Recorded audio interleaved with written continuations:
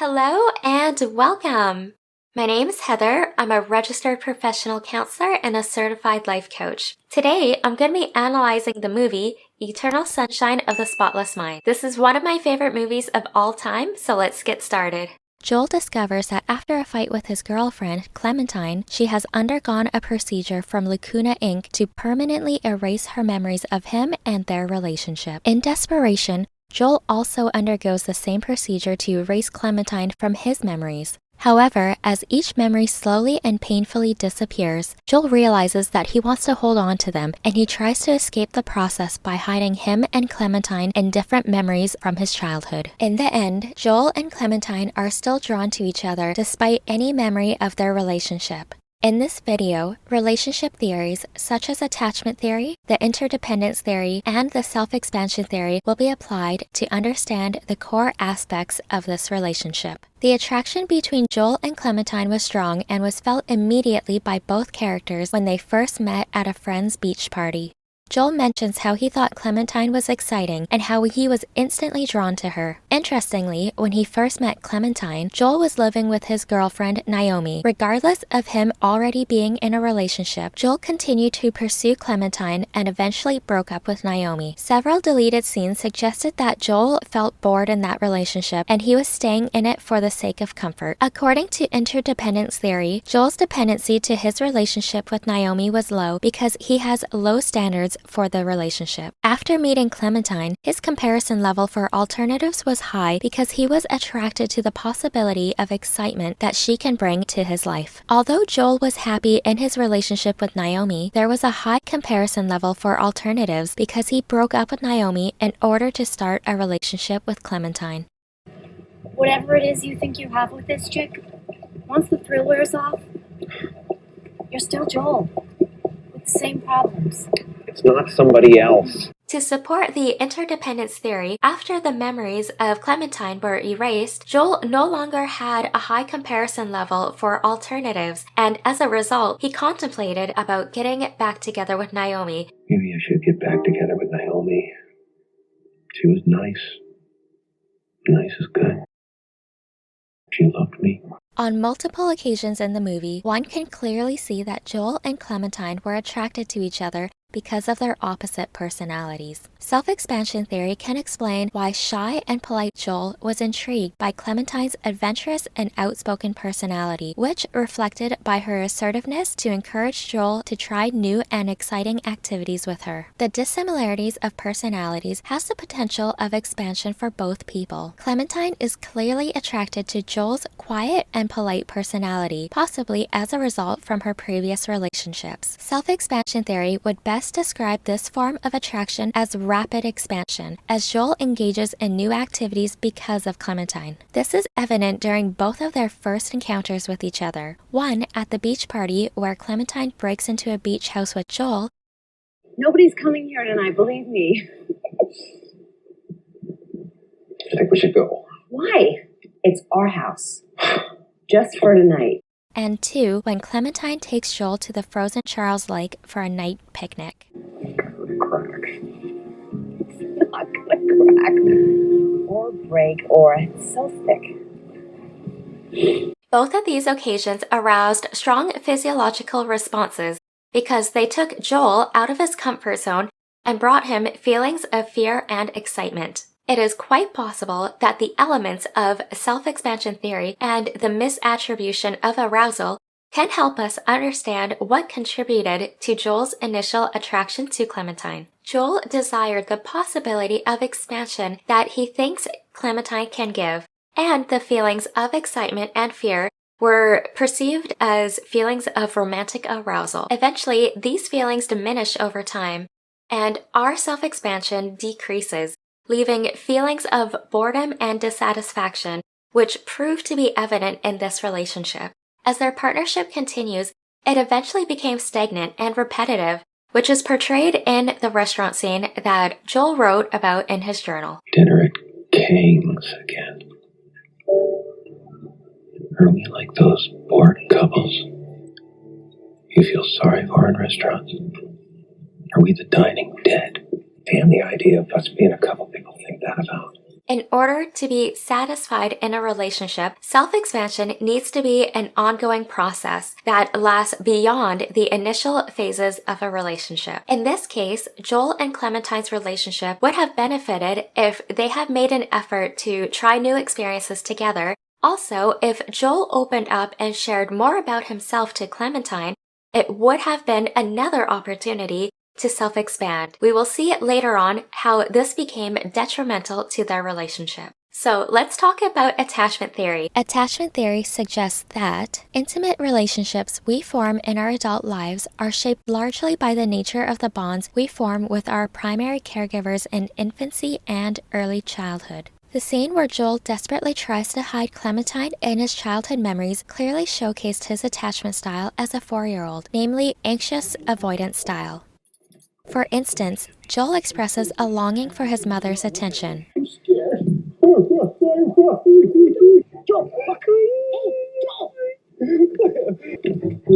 Joel, I wanted to pick me up. It's weird. What's wrong with this Iris? She's busy. She's not looking at me. No one ever looks at me. I want my mommy. Several times, his mom walks in the kitchen and Joel continues to hide under the kitchen table rather than approaching his mom. And yet, when she leaves the kitchen, he comes out from his hiding spot. At some point, his mom asks if he's okay and he doesn't respond. Is he okay?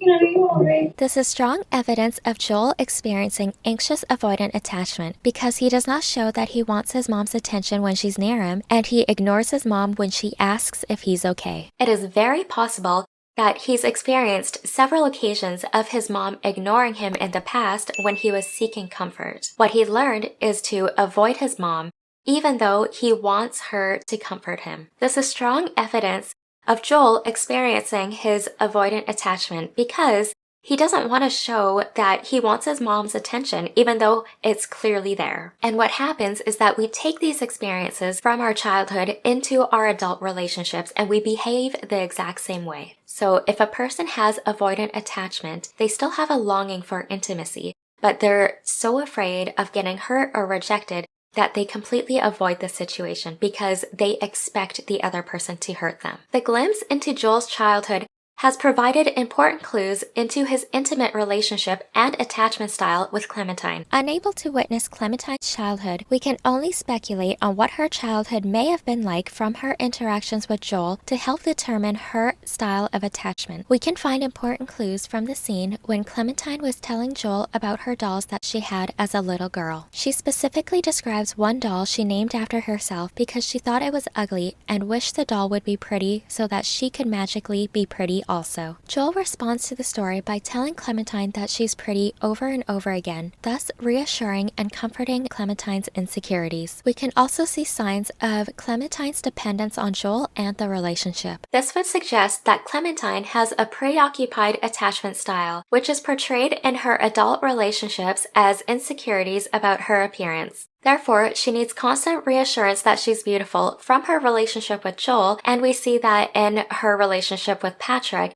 the temporary relationship she has after her memories were erased. It can also explain why she feels the need to constantly change her hair color. Given Joel's avoidant attachment style and Clementine's preoccupied style, it was only a matter of time until conflict arose in the relationship. There were several incidences in which their attachment style needs have become a source of conflict, especially the scene when the couple was in bed. I tell you everything. Every damn embarrassing thing. You don't trust me? Constantly talking isn't necessarily communicating. It is clear that Clementine values the feelings of closeness and intimacy, and she believes that sharing and having open communication is an important part of a healthy relationship. Unfortunately, Joel's avoidant attachment style causes him to avoid the intimacy that Clementine seeks. People have to share things, Joel. Mm-hmm. That's what intimacy is.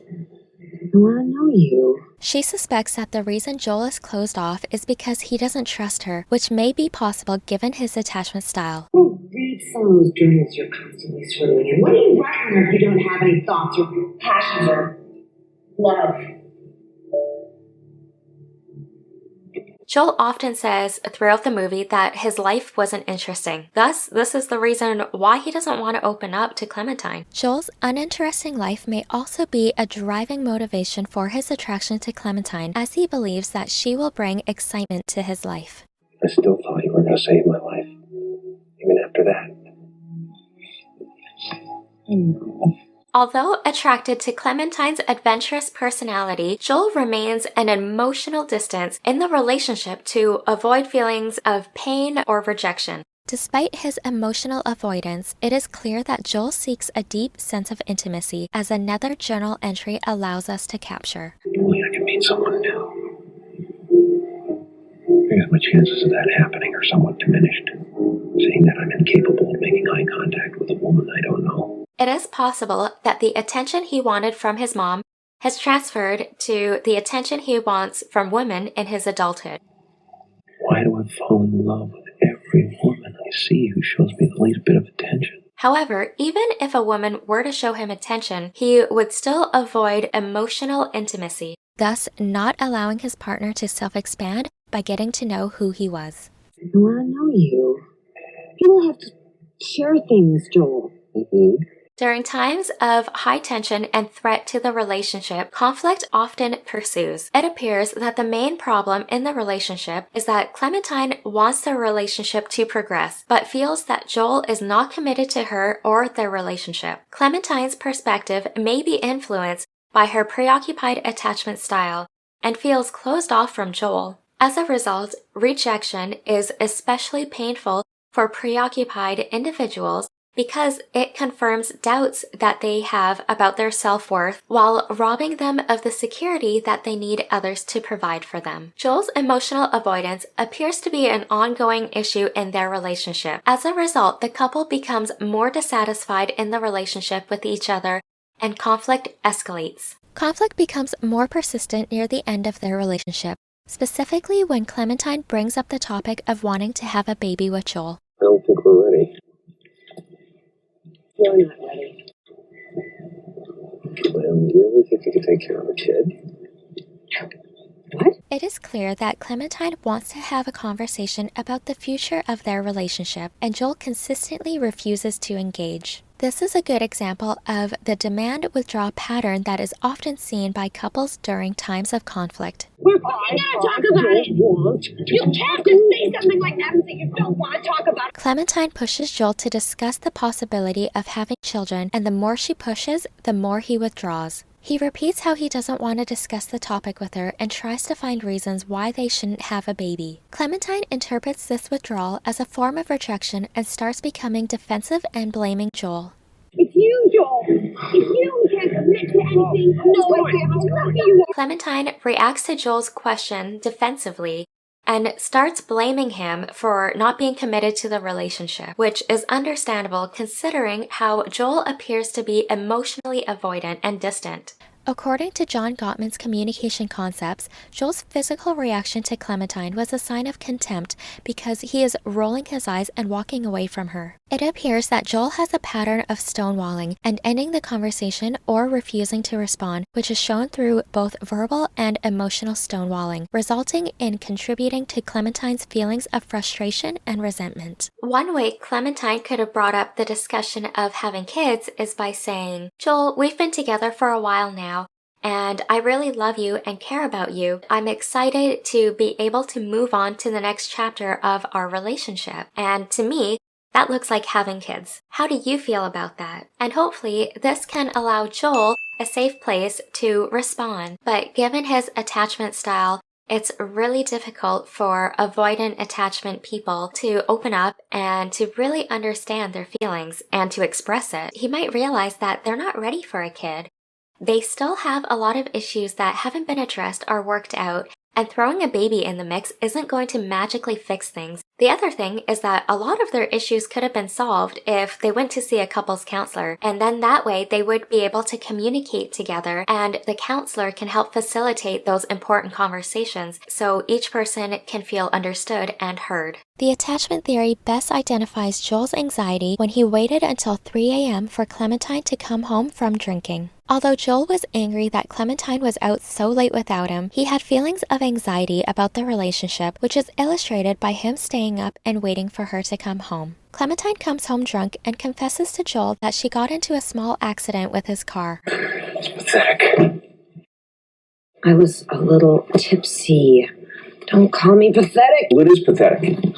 It's fucking irresponsible. This is a clear example of Gottman's communication concept of criticism, in which the couple are attacking each other's personality and character instead of communicating and focusing on the specific behavior. We see another side of Joel's anxiety when he accuses Clementine of sleeping around in order to get people to like her. Their conversation gets heated and escalates into the breakup. Gottman would label Joel's comment as contempt because this statement attacks Clementine's character and shows that Joel is disgusted with her actions. Interestingly enough, the statement reveals Joel's insecurities about the relationship. So instead of Joel reacting this way, he could have told her that he was worried about her and that by her drinking and driving, he was worried about her safety and also other people's safety on the road. The other thing that could have happened is that Joel could have waited until the morning time to have a conversation with her. She's clearly intoxicated, so it's not like the conversation is going to be functional in the first place. Also, it would have given him time to kind of process how he's feeling and to also formulate how he's going to communicate that with her. It is evident that Joel and Clementine are dissatisfied with their relationship because of their constant arguments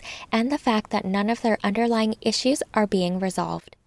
At the end of the movie, Joel and Clementine find their way to each other again, despite having their memories erased. However, they both received their patient files from Lacuna Inc., which provided information of their relationship and voice recordings in which each person described why they were unhappy with each other. Realizing that they were already in a relationship before, Joel and Clementine try to figure out whether or not they should start over. The movie ends with their uncertain decision of getting back together, although it appears that they are both willing to start over even if they know it won't work out. From a psychological point of view, it is evident as to why Joel and Clementine's relationship failed. If they decide to start over, it is likely they will fall back into their old erased patterns, thus leading back to a dissatisfied relationship.